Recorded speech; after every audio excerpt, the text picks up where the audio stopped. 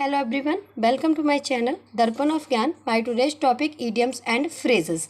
Last video में कर चुके हैं, उससे आगे कंटिन्यू करेंगे। अगर आपने वीडियो नहीं देखा है तो लिंक आपको डिस्क्रिप्शन बॉक्स में मिल जाएगा। अगर आप चैनल पर नए हैं तो प्लीज़ चैनल को सब्सक्राइब करें, बेल आइकन को प्रेस करें ताकि आने वाले नए नए वीडियोज़ की लेटेस्ट अपडेट आपको मिलती रहे। वीडियो हेल्पफुल लगे तो प्लीज़ लाइक करें एंड शेयर करें। और ये इडियम्स एंड फ्रेजेस सभी एग्जाम के लिए महत्वपूर्ण होते हैं। 12th क्लास यूपी बोर्ड में पूछे जाते हैं, तो इस तरह से इडियम दे दिया जाता है और उसका हमें अर्थ लिखना होता है, मीनिंग लिखना होता है और उसका वाक्य में प्रयोग करना होता है। तो कंटिन्यू करेंगे। क्राई फॉर द मून, इसका मतलब होता है wish for an impossible thing, किसी ऐसी वस्तु की चाह रखना जो असंभव हो। वाक्य प्रयोग करेंगे। A beggar cries for the moon if he wishes to have a car, अगर कोई भिखारी कार की इच्छा रखे तो यह क्राइज फॉर द मून के समान होगा। हार्ट एंड सोल, इसका मतलब होता है विद ऑल एनर्जी, पूरी शक्ति के साथ। Anand worked heart and soul to pass the examination pass करने के लिए आनंद ने पूरी शक्ति के साथ कार्य किया, यानी हार्ट एंड सोल के साथ कार्य किया। होल्ड वंस टंग, इसका मतलब होता है टू बी क्वाइट, पूरी तरह से चुप होना, शांत रहना। He must hold his tongue in our family matters, वह हमारे फैमिली मैटर्स में बिल्कुल अपने आप को शांत रखता है या बिल्कुल चुप रहता है। इन क्वेस्ट ऑफ, इसका मतलब होता है इन सर्च ऑफ, किसी चीज़ की तलाश में, यानी किसी चीज़ की खोज में। Hunters walk about the forest in quest of game, शिकार की तलाश में जंगल में घूम रहे थे। इन अ फिक्स, इसका मतलब होता है to be unable to decide one thing और द अदर, किसी चीज़ को डिसाइड करने में दुविधा का अनुभव होना, यानी असमर्थ होना। इसका मतलब, इसका वाक्य प्रयोग करेंगे। He is in a fix and so unable to do और थिंक एवरीथिंग, वह बहुत दुविधा में था, इसलिए कुछ भी करने में या कुछ भी सोचने में असमर्थ था। इन वॉग्यू, इसका मतलब होता है इन प्रैक्टिस, यानी चलन में। The custom of early marriage is not now in vogue, जो बाल विवाह की प्रथा है वो अब चलन में नहीं है।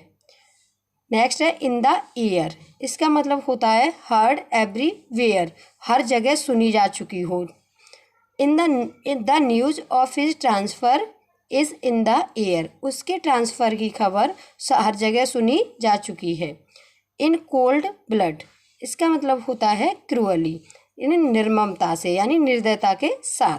The servant killed the master in cold blood, नौकर ने मालिक की हत्या निर्ममता से कर दी। नेक्स्ट है in the nick of time, इसका मतलब होता है just at the right time, यानी ठीक समय पर। We all reached the bus stand in the nick of time, bus stand पर हम सभी ठीक समय पर पहुंच गए। इन्स एंड आउट्स, इसका मतलब होता है फुल डिटेल्स, यानी पूरे विवरण के साथ। I know the ins and outs of your plan, मैं तुम्हारा पूरा प्लान जानता हूँ। Ins and outs. In full swing, इसका मतलब होता है विद फुल फोर्स, पूरे फोर्स, यानी जोरों पर, पूरे जोरों के साथ। इसका वाक्य प्रयोग होगा। The work in the factory is in full of swing, factory का कार्य बहुत ज़्यादा जोरों पर था। इन हॉट वाटर, इसका मतलब होता है इन डिफ़िकल्टी, बहुत ज़्यादा कठिनाई में। वाक्य प्रयोग होगा। I found my self in hot water, मैं अपने आप को बहुत ज़्यादा कठिनाई में अनुभव कर रहा था।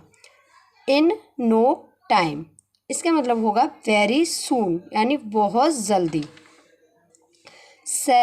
आई shall inform you of the latest developments at your residence in no time, जो तुम्हारे रेजिडेंस, निवास स्थान का जो डेवलपमेंट है, जो विकास है, मैं उसको बहुत जल्दी आपको इसके बारे में इन्फॉर्म कर दूंगा।